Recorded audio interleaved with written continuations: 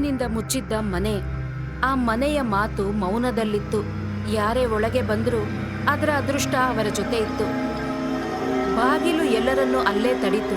ಮುಂದೆ ಹೋಗೋಕೆ ದಾರಿ ಇರಲಿಲ್ಲ. ಸಮಯದ ಈ ಜಾಲದಲ್ಲಿ ಯಾರೂ ಹಿಂತಿರುಗಿ ಬರಲ್ಲ. ಕನ್ನಡಿ ಸತ್ಯ ತೋರಿಸುತ್ತೆ, ಆದರೆ ತಮ್ಮ ಮುಖ ಮಾತ್ರ ಇರಲ್ಲ. ಮನೆಯನ್ನ ಯಾರು ತನ್ನದು ಅನ್ಕೋತಾರೋ ಅವರು ತಾವಾಗಿರಲ್ಲ. ಸಂಜೆಯ ಸಮಯವಾಗಿತ್ತು. ಒಂದು ಕಾರು ತುಕ್ಕು ಹಿಡಿದ ಬಂಗ್ಲೆಯ ಗೇಟಿನ ಮುಂದೆ ಬಂದು ನಿಲ್ಲುತ್ತೆ. ಕಾರಿನ ಬ್ರೇಕ್ ಸದ್ದು ಶಾಂತವಾದ ವಾತಾವರಣದಲ್ಲಿ ಪ್ರತಿಧ್ವನಿಸುತ್ತೆ. ಗೇಟ್ನ ದೊಡ್ಡ ಚೈನ್ನಿಂದ ಕಟ್ ಹಾಕಿದ್ದಾರೆ. ಅದರ ಮೇಲೆ ಒಂದು ಹಳೆಯ ಮರದ ಬೋರ್ಡ್ ತಗಲು ಹಾಕಿದೆ. ಅದರ ಮೇಲೆ ಬರ್ದಿರೋದು ಪ್ರಾಹಿಬಿಟೆಡ್ ಏರಿಯಾ. ಮಾಯಾ ಎಲ್ಲರಿಗಿಂತ ಮೊದಲು ಕೆಳಗಿಳಿತಾಳೆ. ಅವಳು ಟ್ರೆಕ್ಕಿಂಗ್ ಬಟ್ಟೆ ಹಾಕೊಂಡಿರ್ತಾಳೆ. ಅವಳ ಹಿಂದೆನೆ ರೇವಾ ಹೊರಗೆ ಬರ್ತಾಳೆ. ಅವಳು ನಿಧಾನವಾಗಿ ಕಲ್ಲುಗಳ ಮೇಲೆ ಕಾಲಿಡ್ತಾಳೆ.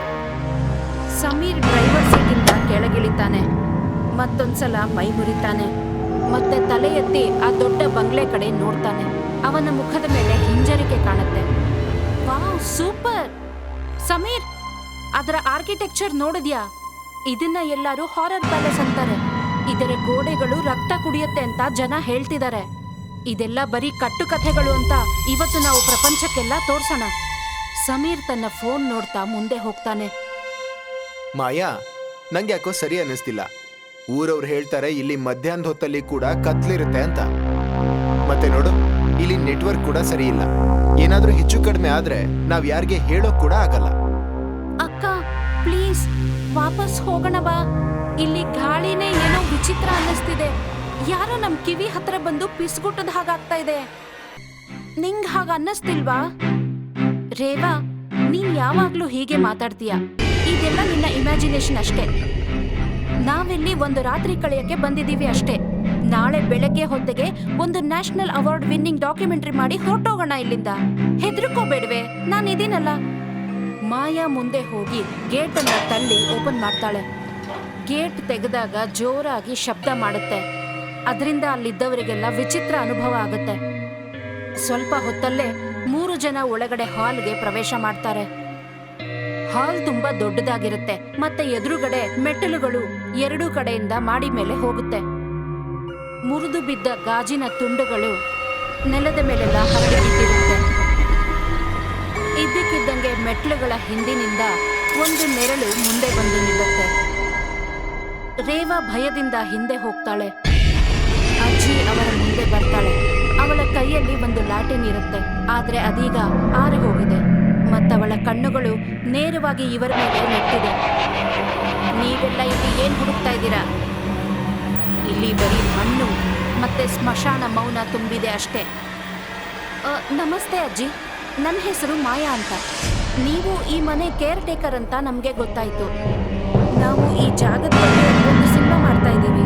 ನಾವು ಕೆಲವು ಗಂಟೆಗಳು ಇಲ್ಲಿ ಶೂಟಿಂಗ್ ಮಾಡಬೇಕು ಅಷ್ಟೇ. ಸಿನಿಮಾನ? ಸಾವಿನ ಸಿನಿಮಾ ಮಾಡಕ್ಕೆ ಬಂದಿದ್ದೀರಾ?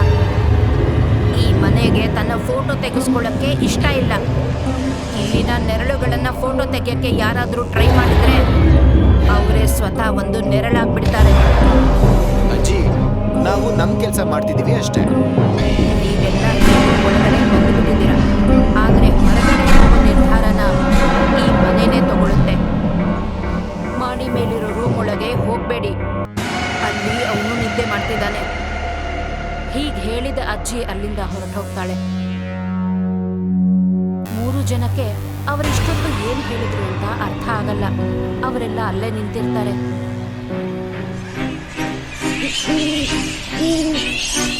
ರಾತ್ರಿ 3 ಜನ ಒಂದು ದೊಡ್ಡ ಮಹೋಗನಿ ಡೈನಿಂಗ್ ಟೇಬಲ್ ಮೇಲೆ ಅವರ ಐಟಮ್ಸ್ ಎಲ್ಲ ಇಟ್ಕೊಂಡಿರ್ತಾರೆ.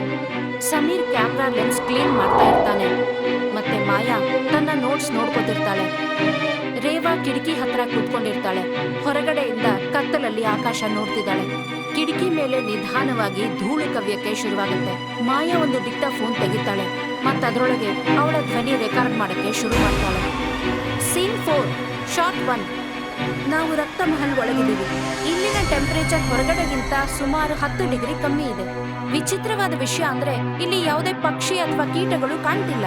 ಎಷ್ಟು ಮೌನವಾಗಿದೆ ಅಂದ್ರೆ ನಮಗೆ ನಮ್ಮ ಎದೆ ಬಡಿತ ಕೇಳಿಸ್ತಿದೆ. ಅಕ್ಕ, ಅಲ್ಲಿ ನೋಡು, ಗೋಡೆ ಮೇಲೇನೋ ಇದೆ. ರೇವಾ ಫೈರ್ ಪ್ಲೇಸ್ ಮೇಲೆ ಹಾಕಿದ್ದ ಒಂದು ದೊಡ್ಡ ಫೋಟೋ ಕಡೆ ತೋರಿಸ್ತಾಳೆ. ಅದು ಬ್ರಿಟಿಷ್ ಕಾಲದ ಒಂದು ಪರಿವಾರದ ಪೇಂಟಿಂಗ್ ಆಗಿರುತ್ತೆ. ಅದರಲ್ಲಿ ಮಕ್ಕಳ ಮುಖಗಳನ್ನ ಯಾವುದೋ ಚೂಪಾದ ವಸ್ತುವಿನಿಂದ ಹರಿದು ಹಾಕಿರ್ತಾರೆ. ಕೇವಲ ತಾಯಿ ಮುಖ ಮಾತ್ರ ಕ್ಲಿಯರ್ ಆಗಿ ಕಾಣುತ್ತೆ. ಮತ್ತವಳ ಕಣ್ಣುಗಳು ಎಷ್ಟು ಸುಂದರವಾಗಿರುತ್ತೆ ಅಂದ್ರೆ ಅವಳು ರೇವಾ ಮಾಡ್ತಿರೋ ಪ್ರತಿಯೊಂದು ಕೆಲಸ ನೋಡ್ತಿದ್ದಾಳೆ ಅನ್ಸುತ್ತೆ. ಬಹುಶಃ ಯಾರೋ ಹುಚ್ಚ ಹಾಗೆ ಮಾಡಿರ್ಬೇಕು. ಇಲ್ಲ ತುಂಬಾ ವರ್ಷಗಳಾಯ್ತಲ್ಲ, ಪೇಂಟ್ ಹಾಳಾಗಿರ್ಬೇಕು. ಹೆದರ್ಬೇಡ ರೇವಾ, ಅದು ತುಂಬಾ ಹಳೆಯ painting. ಮೂವರು ಸರಿ ಅಂತ ತಲೆ ಆಡಿಸ್ತಾರೆ. ಈ ವಿಷಯನ ಹಗುರವಾಗಿ ತಗೊಂಡು ಹಾಕ್ತಾರೆ ಮತ್ತವರ ಕೆಲಸ ಮುಂದುವರಿಸ್ತಾರೆ. ಮೂವರು ಮೇಲಿನ ಮಹಡಿಗಳನ್ನ ನೋಡ್ಬೇಕಂತ ತೀರ್ಮಾನ ಮಾಡ್ತಾರೆ. ಮೇಲೆ 2 ಕಡೆ ಬಾಗಿಲುಗಳು ಎಲ್ಲ ಕ್ಲೋಸ್ ಆಗಿರುತ್ತೆ. ಇವರ ಹೆಜ್ಜೆಯಿಂದ ಮರದ ನೆಲ ಎಲ್ಲ ಶಬ್ದ ಮಾಡುತ್ತೆ. ಮಾಯಾ ಮುಂದೆ ಹೋಗ್ತಿರ್ತಾಳೆ. ಅವಳ ಕೈಯಲ್ಲಿ ಬ್ರೈಟ್ ಆದ ಟಾರ್ಚ್ ಇರುತ್ತೆ. ಅದರ ಬೆಳಕು ಕತ್ತಲನ್ನ ಕೊಲ್ಲುತ್ತಾ ಮುಂದೆ ಹೋಗ್ತಾ ಇರುತ್ತೆ. ಅವರು ಕೊನೆಗೆ ಒಂದು ಬಾಗಿಲ ಹತ್ರ ಬರ್ತಾರೆ. ಅದರ ಮೇಲೆ ಗಾಢವಾದ ರಕ್ತದಿಂದ ಮಾಡಿದ ಕಲೆ ಇರುತ್ತೆ. ಮಿಕ್ಕ ಬಾಗಿಲುಗಳಿಗಿಂತ ವಿಭಿನ್ನವಾಗಿ ಈ ಬಾಗಿಲು ಹೊಸದಾಗಿ ಕಾಣುತ್ತೆ. ಇದೇ ಆ ರೂಮ್ ಇರ್ಬೇಕು, ಇಲ್ಲಿ ಹೋಗ್ಬೇಡಿ ಅಂತ ಅಜ್ಜಿ ಹೇಳಿದ್ರು. ಸಮೀರ್, ಕ್ಯಾಮರಾ ರೋಲ್ ಮಾಡು. ಸಮೀರ್ ಕ್ಯಾಮರಾ ಆನ್ ಮಾಡ್ತಾನೆ. ಬಾಗಿಲಿನ ಹ್ಯಾಂಡಲ್ ಕಡೆ ಮಾಯಾ ಕೈ ಇಟ್ಟಾಗ ಇದ್ದಕ್ಕಿದ್ದಂಗೆ ಅಲ್ಲೆಲ್ಲ ತಣ್ಣನೆ ಗಾಳಿ ಜೋರಾಗಿ ಬೀಸಕ್ಕೆ ಶುರುವಾಗುತ್ತೆ. ಆದ್ರೆ ಎಲ್ಲಾ ಕಿಟಕಿಗಳು ಕ್ಲೋಸ್ ಆಗಿರುತ್ತೆ. ಒಮ್ಮೆಲೆ ಥಂಡಿ ಜಾಸ್ತಿ ಆಗುತ್ತೆ. ಅವರ ಉಸಿರು ಕೂಡ ಗಾಳಿಯಲ್ಲಿ ಮಂಜಿನ ಹಾಗೆ ಕಾಣುತ್ತೆ. ಅಕ್ಕ ಪ್ಲೀಸ್ ಬೇಡ, ನೋಡು, ಆ ಬಾಗಿಲ ಕೆಳಗಿಂದ ಏನೋ ಹೊರಗಡೆ ಬರ್ತಾ ಇದೆ. ಕೆಂಪು ಬಾಗಿಲಿನ ಕೆಳಗಿಂದ ಒಂದು ಕಪ್ಪು ನೆರಳು ಹೊರಗಡೆ ಬರ್ತಾ ಇರುತ್ತೆ. ಅದು ಮೇಲ್ಭಾಗಕ್ಕೆ ಹರಿಯತ್ತೆ. ಬಾಗಿಲಿನ ಮೇಲೆ ತೆಳ್ಳನೆ ಬಳ್ಳಿ ಹಾಗೆ ಸುತ್ಕೋತಾ ಇದೆ. ಬಾಗಿಲಿನ ಒಳಗಿಂದ ಮೆತ್ತಗೆ ನಿರಂತರವಾಗಿ ಕೆರೆಯೋ ಶಬ್ದ ಕೇಳಿಸ್ತಾ ಇದೆ. ಉಗುರಿನಿಂದ ಕಲ್ಲಿನ ಮೇಲೆ ಕೆರೆದ ಶಬ್ದ ಕೇಳಿಸ್ತಿದೆ. ಮಾಯಾ ಹಿಂದೆ ಸರಿತಾಳೆ. ಮತ್ತೆ 3 ಜನ ಇದನ್ನೆಲ್ಲ ನೋಡಿ ಬೇಗ ಕೆಳಗಿನ ಕಡೆ ಓಡಿ ಹೋಗ್ತಾರೆ. 3 ಜನ ಮೇನ್ ಡೋರ್ ಕಡೆ ಹೋಗ್ತಾರೆ. ಆದ್ರೆ ಬಾಗಿಲು ಕ್ಲೋಸ್ ಆಗಿರುತ್ತೆ. ಅವರು ತುಂಬಾ ಟ್ರೈ ಮಾಡ್ತಾರೆ, ಆದ್ರೆ ಬಾಗಿಲು ಓಪನ್ ಆಗೋದೇ ಇಲ್ಲ. ಅವರು ಅಲ್ಲಿಂದ ಹೊರಟೋಗ್ತಾರೆ. ಅವರು ಓಡ್ತಾ ಬಂದು ಅಡಿಗೆ ಮನೆ ತಲುಪ್ತಾರೆ. ಇಲ್ಲಿಂದ ಹೊರಗಡೆ ಹೋಗೋಕ್ಕೆ ಯಾವ್ದಾದ್ರೂ ಹಿತ್ತಲ ದಾರಿ ಸಿಗಬಹುದು ಅನ್ಕೊಂಡಿರ್ತಾರೆ. ಇದು ಓಪನ್ ಆಗ್ತಿಲ್ಲ. ಹೊರಗಡೆಯಿಂದ ಯಾರೋ ಜೋರಾಗಿ ಹಿಡಿದು ಎಳ್ಕೊಂಡಿರೋ ಹಾಗೆ ಅನ್ನಿಸ್ತಿದೆ. ಮಾಯಾ, ನಾವು ಕಿಟಕಿನ ಒಡೆದಾಕ್ಬೇಕು. 3 ಜನ ಸರಿ ಅಂತ ತಲೆ ಆಡಿಸ್ತಾರೆ. ಸಮೀರ್ ಒಂದು ಕಬ್ಬಿಣದ ಭಾರವಾದ ಪಾತ್ರೆಯನ್ನ ತಗೋತಾನೆ. ಅದನ್ನ ಕಿಟಕಿ ಮೇಲೆ ಹೊಡಿತಾನೆ. ಆ ಪಾತ್ರೆ ನಿಧಾನವಾಗಿ ಸದ್ದು ಮಾಡಿ ಕೆಳಗೆ ಬಿದ್ದು ಹೋಗುತ್ತೆ. ಆದ್ರೆ ಗಾಜಿನ ಮೇಲೆ ಯಾವುದೇ ಪರಿಣಾಮ ಬೀರಿರಲ್ಲ. ನಾವಿಲ್ಲಿ ಸಿಕ್ಕಾಕೊಂಡ್ಬಿಟ್ಟಿದ್ದೀವಿ. ಅಜ್ಜಿ ಎಲ್ಲಿ ಹೋದ್ರು? ಅವ್ರನ್ನ ಹುಡುಕಿ. ಅಜ್ಜಿ, ಅಜ್ಜಿ ನೀವೆಲ್ಲಿದ್ದೀರಾ? ನಾವು ಹೊರಗಡೆ ಹೋಗ್ಬೇಕು. ಪ್ಯಾಂಟ್ರಿ ಕಡೆಯ ಕತ್ತಲಿಂದ ಅವರಿಗೊಂದು ನಿಧಾನವಾದ ಭಯಂಕರ ನಗು ಕೇಳುತ್ತೆ. ಅದು ಅಜ್ಜಿ ಧ್ವನಿ ಆಗಿರಲಿಲ್ಲ, ಒಂದು ಚಿಕ್ಕ ಮಗುವಿನ ನಗುವಾಗಿತ್ತು. ಕಣ್ಣ ಮುಚ್ಚಾಲೆ ಆಟ ಆಡುವಾಗ ಒಂದು ಮಗು ನಗುತ್ತಾ ಇದ್ದ ಹಾಗೆ ಕೇಳಿಸ್ತಿತ್ತು. ಕಣ್ಣ ಮುಚ್ಚಾಲೆ ಆಟ ಆಡ್ತೀರಾ? ಯಾರು ಸಿಕ್ಕಾಕೋತಾರೋ ಅವರು ಪರ್ಮನೆಂಟ್ ಆಗಿ ನಂಗೆ. 3 ಜನ ಆ ಧ್ವನಿ ಕೇಳಿ ಹೆದರಿಕೆಯಿಂದ ತಮ್ಮ ಜೀವ ಉಳಿಸ್ಕೊಳ್ಳಕ್ಕೆ ಅಲ್ಲಿಂದ ಓಡ್ ಹೋಗ್ತಾರೆ. ಅವರು ವಾಪಸ್ ಡೈನಿಂಗ್ ಏರಿಯಾಗೆ ಬರ್ತಾರೆ. ಅವರ ಐಟಮ್ಸ್ ಎಲ್ಲ ಮೊದಲು ಅಲ್ಲೇ ಇಟ್ಟಿರ್ತಾರೆ. ಅಲ್ಲಿ ಕೇವಲ ಕೆಲವು ಮೊಂಬತ್ತಿಯ ಬೆಳಕಿರುತ್ತೆ ಅಷ್ಟೇ. ಅವರೆಲ್ಲ ಜೋರಾಗಿ ಏದುಸಿರು ಬಿಡ್ತಾ ಇರ್ತಾರೆ. ಆಗ ಸಮೀರ್ ತನ್ನ ಕ್ಯಾಮೆರಾ ತೆಗಿತಾನೆ. ಅದರಲ್ಲಿ ವಿಡಿಯೋ ರೆಕಾರ್ಡ್ ಆಗಿರೋದನ್ನ ನೋಡ್ತಾನೆ. ಅದನ್ನ ನೋಡಿದ ತಕ್ಷಣ ಅವರೆಲ್ಲರಿಗೂ ಭಯ ಆಗುತ್ತೆ. ಮಾಯಾ, ಇಲ್ಲಿ ನೋಡು, ಇದು ಇವಾಗಷ್ಟೇ ರೆಕಾರ್ಡ್ ಆಗಿದೆ. ನಾವು ಮೇಲಿದ್ವಲ್ಲ ಅವಾಗ. ಅವನು ಫುಟೇಜ್ ತೋರಿಸ್ತಾನೆ. ಅದರಲ್ಲಿ ಅವ್ರ 3 ಜನ ಮಾಡಿ ಮೇಲೆ ಹೋಗ್ತಿರ್ತಾರೆ. ಆದ್ರೆ ಫುಟೇಜ್ ಅಲ್ಲಿ ಅವರ ಹಿಂದೆ ಒಂದು ಉದ್ದವಾದ ಕಪ್ಪು ನೆರಳಿನಂಥ ಆಕೃತಿ ಬರ್ತಾ ಇರುತ್ತೆ. ಅದು ರೇವಾ ಕುತ್ತಿಗೆಯಿಂದ ಕೆಲವೇ ಇಂಚುಗಳು ದೂರದಲ್ಲಿರುತ್ತೆ. ಆ ಆಕೃತಿ ತುಂಬಾ ದೊಡ್ಡದಾಗಿರುತ್ತೆ. ಅದರ ಮುಖ ವಿಚಿತ್ರ ಭಯಂಕರವಾಗಿರುತ್ತೆ. ಅಯ್ಯೋ, ಏನಿದು? ಇದು ನನ್ನ ಹಿಂದೆನೆ ಬರ್ತಾ ಇತ್ತು. ನಾವೇನಾದ್ರೂ ಬೇರೆ ದಾರಿ ಹುಡುಕ್ಬೇಕು. ಸಮೀರ್, ನಿನ್ ಹತ್ರ ಬೇರೆ ಕ್ಯಾಮೆರಾ ಏನಾದ್ರೂ ಇದೆಯಾ? ಇಲ್ಲ, ಗಾಡಿಲಿತ್ತು. ಇಲ್ಲಿ ಬರೀ ನನ್ನ ಸ್ಟ್ಯಾಂಡ್ ಇದೆ ಅಷ್ಟೇ. ಇದ್ದಕ್ಕಿದ್ದಂಗೆ ಎಲ್ಲ ಮೊಂಬತ್ತಿಗಳು ಒಟ್ಟಿಗೆ ಆರೋಗುತ್ತೆ. 3 ಜನ ಭಯದಿಂದ ಒಬ್ಬರಿಗೊಬ್ರು ಅಂಟ್ಕೋತಾರೆ. ಭಯದಿಂದ ಎಲ್ಲರೂ ನಡಗಕ್ಕೆ ಶುರುವಾಗುತ್ತೆ. ಅವರು ಸ್ವಲ್ಪ ಮುಂದೆ ಹೋಗ್ತಿದ್ದ ಹಾಗೆ ರೇವಾ ಕಾಲು ನೆಲದ ಮೇಲೆ ಯಾವುದೋ ವಸ್ತುಗೆ ಸಿಕ್ಕಾಕೊಳ್ಳುತ್ತೆ. ಆ ಜಾಗ ಮಿಕ್ಕ ಜಾಗಕ್ಕಿಂತ ವಿಭಿನ್ನವಾಗಿರುತ್ತೆ. ಅವರು ಕಾರ್ಪೆಟ್ನ ತೆಗೆದು ನೋಡ್ತಾರೆ. ಅದರ ಕೆಳಗಿದ್ದ ಒಂದು ಮರದ ಬಾಗಿಲಿನ ಕೆಳಗೆ ಬೆಳಕು ಬರ್ತಿರುತ್ತೆ. ಅವರೆಲ್ಲ ಬಹುಶಃ ಇದು ಆ ಅಜ್ಜಿ ಇರ್ಬೇಕು ಅನ್ಕೋತಾರೆ. ಇಲ್ಲಿಂದ ಹೊರಗೆ ಹೋಗಕ್ಕೆ ದಾರಿ ಸಿಗಬಹುದು ಅಂತ ಯೋಚನೆ ಮಾಡಿ ಕೆಳಗೆ ಇಳಿತಾರೆ. ಮೆಟ್ಲು ಚಿಕ್ಕದಾಗಿರುತ್ತೆ, ಹಳೇದಾಗಿದ್ರಿಂದ ಜಾರಿಗೆ ಇರುತ್ತೆ. ಅವರು ಅಲ್ಲಿಂದ ಒಳಗೆ ಹೋದ ತಕ್ಷಣ ಒಂದು ಬೇಸ್ಮೆಂಟ್ ಕಾಣುತ್ತೆ. ಅದ್ಯಾವುದೋ ಮಂತ್ರವಾದಿ ಜಾಗದ ತರ ಇರುತ್ತೆ. ಶೆಲ್ಫ್ ಮೇಲೆ ನೂರಾರು ಚಿಕ್ಕ ಚಿಕ್ಕ ಮಣ್ಣಿನ ಬೊಂಬೆಗಳನ್ನ ಇಟ್ಟಿರ್ತಾರೆ.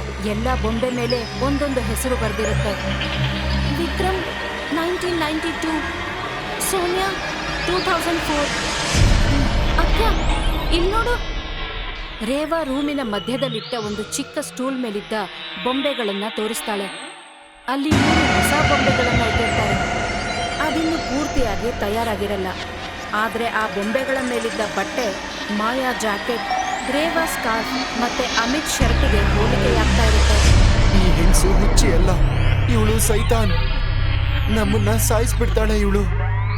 ಇದ್ದಕ್ಕಿದ್ದಂಗೆ ಅವರು ಬಂದಿದ್ದ ದೊಡ್ಡದಾದ ಬಾಗಿಲು ಜೋರಾಗಿ ಹಾಕೊಳ್ಳುತ್ತಾರೆ. ಅವರೆಲ್ಲ ಅಲ್ಲಿ ಸಿಕ್ಕಾಕೋತಾರೆ.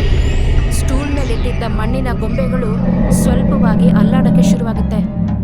ಬಾಗಿಲು ತೆಗಿರಿ, ಅಜ್ಜಿ ನಮ್ಮನ್ನ ಹೊರಗಡೆ ಬಿಟ್ಬಿಡಿ, ನಮ್ಮನ್ನ ಕ್ಷಮಿಸ್ಬಿಡಿ, ನಾವಿಲ್ಲಿಂದ ಹೊರಟೋಗ್ತೀವಿ. ಕಲ್ಲಿನ ಮೂಲೆಗಳಲ್ಲಿ ಒಂದು ಧ್ವನಿ ಪ್ರತಿಧ್ವನಿಸುತ್ತೆ. ಅದು ಅಜ್ಜಿಯ ಧ್ವನಿಯಾಗಿರುತ್ತೆ. ಆದ್ರೆ ಈಗ ಎಲ್ಲಾ ಕಡೆಯಿಂದ ಕೇಳಿಸದ ಹಾಗನ್ಸುತ್ತೆ. ಮನುಷ್ಯ ತನ್ನ ಇಷ್ಟದಂತೆ ಮನೆ ಒಳಗೆ ಬರ್ತಾನೆ, ಆದ್ರೆ ಈ ಮನೆ ಇಷ್ಟದಂತೆ ಹೊರಗಡೆ ಹೋಗ್ತಾನೆ. ಈ ಮನೆಗೆ ತುಂಬಾ ಹಸಿದಿದೆ. ಇದಕ್ಕೆ ಹೊಸ ಕಥೆಗಳು ಬೇಕು. ನಿಮ್ಮ ನೆನಪುಗಳು, ನಿಮ್ಮ ಭಯ, ಈಗ ಅದೆಲ್ಲ ನಂದೇ. ಇದ್ದಕ್ಕಿದ್ದಂಗೆ ರೂಮ್ ಒಳಗೆ ಗಾಢವಾದ ಕಪ್ಪು ಧೂಳು ಆವರಿಸುತ್ತೆ. ಎಲ್ಲರೂ ಉಸಿರಾಡೋದಕ್ಕೆ ಕಷ್ಟಪಡ್ತಾರೆ, ಕೆಮ್ತಾರೆ, ಒದ್ದಾಡ್ತಾರೆ. ಕತ್ತಲು ಅವರನ್ನೆಲ್ಲ ಆವರಿಸಿಕೊಳ್ಳುತ್ತದೆ. ಮಾಯಾ ಕಣ್ಣು ಬಿಟ್ಟು ನೋಡ್ತಾಳೆ. ಈಗ ಅವಳು ಬೇಸ್ಮೆಂಟ್ ಅಲ್ಲಿಲ್ಲ. ಅವಳು ತಣ್ಣಗಿನ ಕಲ್ಲಿನ ನೆಲದ ಮೇಲೆ ಅದೇ ರೂಮಲ್ಲಿ ಬಿದ್ದಿರ್ತಾಳೆ. ಅದೇ ಕೆಂಪು ಬಾಗಿಲಿನ ರೂಮು. ರೇವಾ ಮತ್ತೆ ಸಮೀರ್ ಕೂಡ ಅವಳ ಹತ್ರನೇ ಬಿದ್ದಿರ್ತಾರೆ. ರೂಮು ಖಾಲಿಯಾಗಿರುತ್ತೆ. ಆದ್ರೆ ಗೋಡೆ ಮೇಲೆ ಒಂದೇ ಒಂದು ಕನ್ನಡಿ ಇರುತ್ತೆ. ಆ ಕನ್ನಡಿಯ ಫ್ರೇಮ್ ಮನುಷ್ಯನ ಮೂಳೆಗಳಿಂದ ಮಾಡಿರ್ತಾರೆ. ಮಾಯಾ ತುಂಬಾ ಭಯದಿಂದಾನೇ ಅದರ ಕಡೆ ಹೋಗ್ತಾಳೆ. ಆದ್ರೆ ಕನ್ನಡಿಯಲ್ಲಿ ಕಾಣಿಸೋ ಮುಖ ಅವಳ ಮುಖ ಆಗಿರ್ಲಿಲ್ಲ.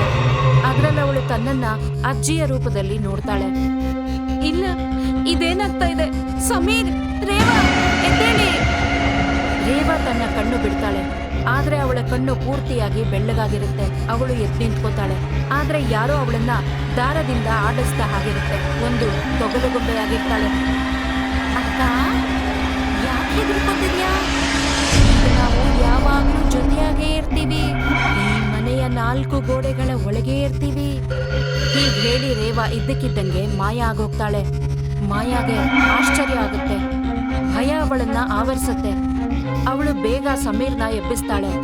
ಅವರಿಬ್ರು ಅಲ್ಲಿಂದ ಓಡಕ್ಕೆ ಶುರು ಮಾಡ್ತಾರೆ. ಇಬ್ರು ಕೆಂಪು ಬಾಗಿಲನ್ನ ಒಡೆದು ಹಾಕಿ ಹೊರಗಡೆ ಹೋಗ್ತಾರೆ. ಮತ್ತೆ ಹಾಲ್ ಕಡೆಗೆ ಓಡ್ತಾರೆ.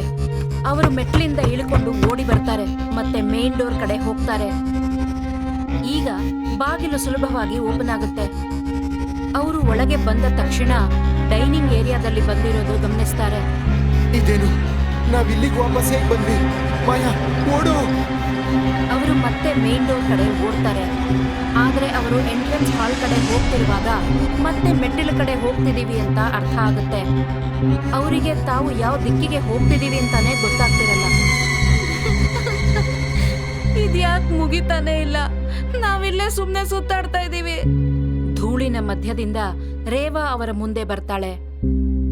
ಯಾಕೆಂದ್ರೆ ಹೊರಗಡೆ ಪ್ರಪಂಚನೇ ಉಳಿದಿಲ್ಲ, ಬರೀ ಈ ಮನೆ ಒಂದೇ ಇರೋದು. ಮಾಯಾ ಮತ್ತೆ ಸಮೀರ್ ರೇವಾ ಭಯಂಕರ ರೂಪ ನೋಡಿ ಹಿಂಜರಿದು ಅಲ್ಲಿಂದ ಓಡ್ ಹೋಗ್ತಾರೆ. ಅವರೊಂದು ರೂಮ್ ಒಳಗೆ ಹೋಗ್ತಾರೆ. ಬಾಗಿಲು ಹಾಕ್ಬಿಡ್ತಾರೆ. ಅವರು ಜೋರಾಗಿ ಏದುಸಿರು ಬಿಡ್ತಾ ಇದ್ದಾರೆ.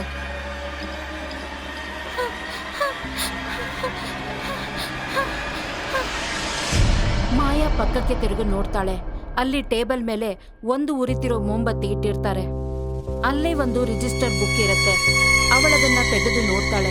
ಅದರಲ್ಲಿ ಈ ಮನೆಗೆ ಬಂದವರೆಲ್ಲರ ಡೀಟೇಲ್ಸ್ ಬರ್ದಿರುತ್ತೆ.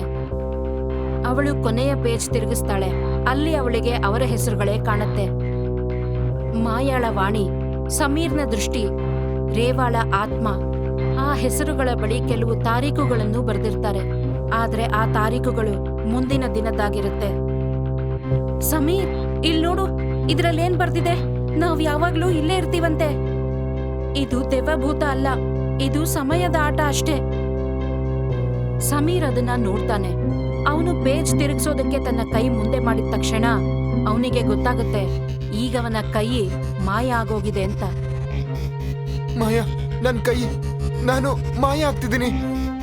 ಇಲ್ಲ, ಬೇಡ ಸಮೀರ್, ಏನಾಗ್ತಾ ಇದೆ? ನೀನೆಲ್ಲ ಹೋಗ್ತಾ ಇದೀಯಾ? ಇದರೊಂದಿಗೆ ಸಮೀರ್ ನಿಧಾನವಾಗಿ ಗಾಳಿಯಲ್ಲಿ ಮಾಯ ಆಗುತ್ತಾನೆ. ಮಾಯಾ ಭಯದಿಂದ ಅಲ್ಲೇ ಕೂತ್ಬಿಡ್ತಾಳೆ.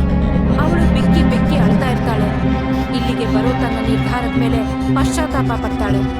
ಸ್ವಲ್ಪ ಹೊತ್ತಾದ್ಮೇಲೆ ಅವಳು ಸುಧಾರಿಸ್ಕೋತಾಳೆ. ಮತ್ತಲ್ಲಿಂದ ಎದ್ದು ಹಾಲ್ ಕಡೆಗೆ ಹೋಗ್ತಾಳೆ. ಮಾಯಾ ನಡುಗುವ ಹೆಜ್ಜೆಗಳಿಂದ ಅಲ್ಲಿಗೆ ಬಂದು ತಲುಪ್ತಾಳೆ. ಸುತ್ತಮುತ್ತ ತನ್ನ ಜೊತೆ ಯಾರಾದ್ರೂ ಇದ್ದಾರ ಅಂತ ನೋಡಕ್ಕೆ ಟ್ರೈ ಮಾಡ್ತಾಳೆ. ಆಗ ಅವಳ ದೃಷ್ಟಿ ಮೆಟ್ಟಲಿನ ಮೇಲೆ ಹರಿಯತ್ತೆ. ಮೊದಲನೇ ಮಹಡಿಯಲ್ಲಿ ಮೆಟ್ಟಲ ತುದಿಯಲ್ಲಿ ಅಜ್ಜಿ ನಿಂತಿರ್ತಾಳೆ. ಮತ್ತೆ ಅವಳನ್ನೇ ನೋಡ್ತಾ ಇರ್ತಾಳೆ. ನಾನು ಸತ್ ಹೋಗಿದ್ದೀನಿ, ಆದ್ರೂ ನಾನು ಇಲ್ಲೇ ಇದ್ದೀನಿ. ಯಾಕೆಂದ್ರೆ ಈ ಮನೆ ಒಂದು ನೆನಪು, ಮತ್ತೆ ನೆನಪುಗಳು ಯಾವತ್ತೂ ಸಾಯಲ್ಲ. ಈಗ ನೀನೇ ನನ್ನ ಕೆಲಸನ ನೋಡ್ಕೋಬೇಕಾಗತ್ತೆ. ಈಗ ನನ್ನ ಟೈಮ್ ಮುಗೀತು. ಮಾಯಾ ಮೇಲೆ ನೋಡ್ತಾಳೆ. ಅವಳ ಕಣ್ಣಲ್ಲಿ ಭಯ ತುಂಬಿದೆ. ಅವಳು ಅಳ್ತಾ ಇರ್ತಾಳೆ. ಮಾರನೇ ದಿನ ಬೆಳಗ್ಗೆ ಕಿಟಕಿ ಮುಂದಿದ್ದ ಒಂದು ಚೇರ್ ನಿಧಾನವಾಗಿ ಅಲ್ಲಾಡ್ತಿರುತ್ತೆ. ಆ ಚೇರ್ ಮೇಲೆ ಮಾಯಾ ಕೂತಿರ್ತಾಳೆ. ಕಿಟಕಿಯಿಂದ ಬರ್ತಿರೋ ಬೆಳಕು ಅವಳ ಮೇಲೆ ಬೀಳ್ತಿರುತ್ತೆ. ಆದ್ರೀಗ ಅವಳಿಲ್ಲಿಗೆ ಬಂದಾಗಿದ್ದ ಹಾಗೆ ಈಗಿಲ್ಲ. ಅವಳ ಕೈಯಿನ ಚರ್ಮ ಎಲ್ಲ ಸುಕ್ಕು ಬಿದ್ದಿದೆ. ಮುಖ ಎಲ್ಲ ಸುಕ್ಕಟ್ಟಿದೆ. ಕಣ್ಣಿನ ದೃಷ್ಟಿ ಮಂಕಾಗಿದೆ. ಆಗಲೇ ಅವಳಿಗೆ ಹೊರಗಡೆ ಬಂಗ್ಲೆಯ ಎದುರಿಗೆ ಒಂದು ಕಾರ್ ಬಂದು ನಿಂತ ಶಬ್ದ ಕೇಳುತ್ತೆ. ಯಾರೋ ಬರ್ತಾ ಇದ್ದಾರೆ, ನಾನು ಹೋಗಿ ಬಾಗ್ಲು ತೆಗಿಬೇಕು. ಅವಳು ಮೇನ್ ಡೋರ್ ಕಡೆಗೆ ಹೋಗ್ತಾಳೆ. ಅವಳು ಅದೇ ಹರಿದ ಸೀರೆ ಉಟ್ಕೊಂಡಿರ್ತಾಳೆ. ಮೊದಲನೇ ಸಲ ಅಜ್ಜಿ ಅವಳೆದುರು ಬಂದಾಗ ಉಟ್ಟಿದ್ದ ಸೀರೆ ಅದು. ಹೊರಗಡೆ ಗೇಟ್ ಹತ್ರ ಒಂದು ಕಾರ್ ಬಂದು ನಿಲ್ಲತ್ತೆ. ಅದರಿಂದ 3 ಯುವಕರು ಇಳಿತಾರೆ. 2 ಹುಡುಗರು, 1 ಹುಡುಗಿ. ಅವರೆಲ್ಲ ತಮ್ಮ ಜೊತೆ ಹೈಟೆಕ್ ಉಪಕರಣಗಳು, ಒಂದು ಡ್ರೋನ್ ಮತ್ತೆ ಥರ್ಮಲ್ ಕ್ಯಾಮೆರಾ ತಗೊಂಡ್ ಬಂದಿರ್ತಾರೆ. ಗೈಸ್, ಇದೇ ಆ ಜಾಗ, ರಕ್ತ ಮಹಲ್. ಹೇಳ್ತಾರೆ ಇಲ್ಲಿಗೆ ಬಂದವರು ಮಾಯ ಆಗ್ತಾರೆ ಅಂತ. ಬನ್ನಿ ಒಂದು ವೈರಲ್ ವಿಡಿಯೋ ಮಾಡೋಣ. ಮುದುಕಿ ಮಾಯಾ ಬಾಗಿಲ ಬಳಿ ನಿಂತ್ಕೊಂಡು ಅವರನ್ನ ನೋಡ್ತಾಳೆ. ಅವಳ ಕಣ್ಣಿಂದ ಕಣ್ಣೀರು ಹರಿಯುತ್ತೆ. ಆದ್ರೆ ಅವಳ ಮುಖ ಸಂಪೂರ್ಣ ಶಾಂತವಾಗಿ ಯಾವುದೇ ಭಾವನೆಗಳಿಲ್ಲದಂತಿರುತ್ತೆ. ಅವಳು ಧೂಳಿಂದ ತುಂಬಿದ ಲಾನ್ ಕಡೆ ನೋಡ್ತಾಳೆ. ದೂರದ ಆಲದ ಮರದ ಕೆಳಗೆ ಅವಳಿಗೆ 3 ನೆರಳು ಕಾಣುತ್ತೆ. ಅದು ತನ್ನ, ರೇವಾ ಮತ್ತು ಸಮೀರ್ ನೆರಳಾಗಿರುತ್ತೆ. ಅವರೆಲ್ಲ ತಮ್ಮಂತೆಯೇ ತಮ್ಮ ಜಾಗಕ್ಕೆ ಬಂದವರನ್ನ ನೋಡ್ತಾ ಇರ್ತಾರೆ. ಅವರು 3 ಜನ ಮಾಯಾ ಹತ್ರ ಬರ್ತಿದ್ದ ಹಾಗೆ, ಒಳಗಡೆ ಬನ್ನಿ, ಮನೆ ನಿಮಗೋಸ್ಕರನೇ ಕಾಯ್ತಾ ಇದೆ.